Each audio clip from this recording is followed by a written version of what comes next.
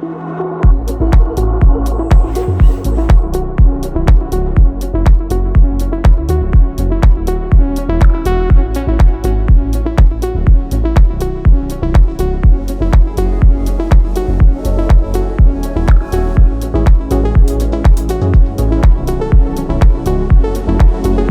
don't know about you, but I always underestimate lighting.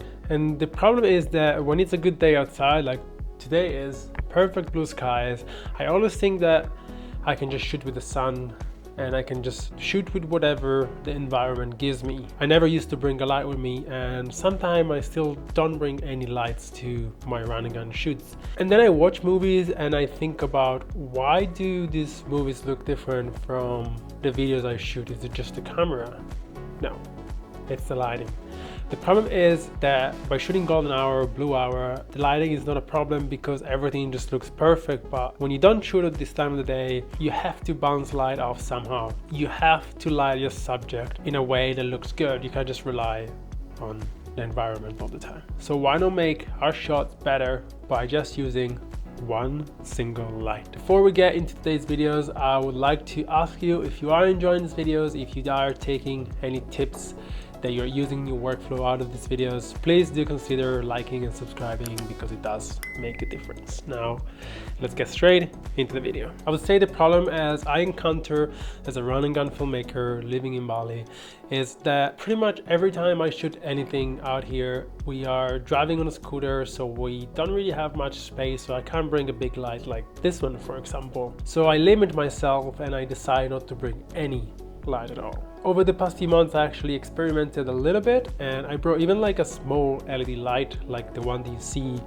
up here to bring a bit of color, a bit of light into my scenes, and just by doing this has definitely made my videos a lot better. My favorite part about bringing even the smallest LED light to a shoot is that everything that would normally be backlit, all of a sudden it looks good. And the reason is because you can light the subject that is backlit and make the shot actually work, which allows you to probably get like 50% more shots. So let me tell you a little bit more about the light that I'm using right now to light this specific video, which is going to be the light that I'm going to bring around to most of the shoots that I can bring around to. Which means when I do these shoots, I'm going to hire a car. Obviously I can't take this thing on a bike, I think. So this light that I'm using is a Feelworld FL225B, which is their new bicolor 225 watt light. I absolutely love this light, mostly because I got it with a parabolic softbox, which allows this beautiful soft light not to spill anywhere else in the room, thanks to the grid that I also got on top. Bicolor, which means you can go from 2700K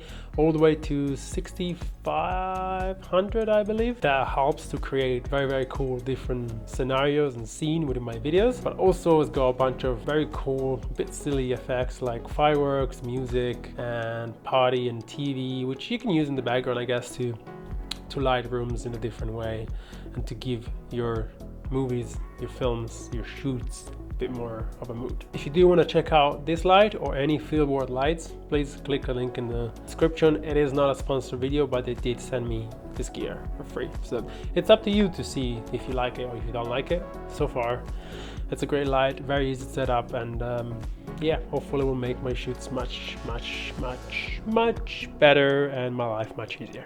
And remember, there are tons of different scenarios and moods that you can create just by using one good light. So all you need is a bit of knowledge and to get creative. Watch a bunch of videos about lighting and try to figure out how each component of the light affects your video. Why do you need a grid? Do you need a grid? Do you need a softbox? Do you need a square softbox? Do you need a parabolic one? How each of these lighting techniques can affect your image. I still don't know most things about lighting, so I just know that the light is here, the camera is there, kind of looks good, and just go by your eye. What looks good, just make it happen. That's pretty much how I roll, and that's pretty much what it works, I guess.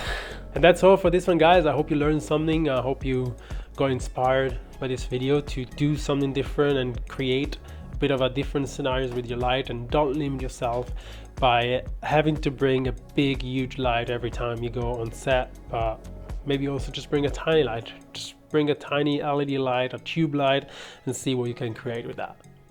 That's it. So I'll see you guys in the next video.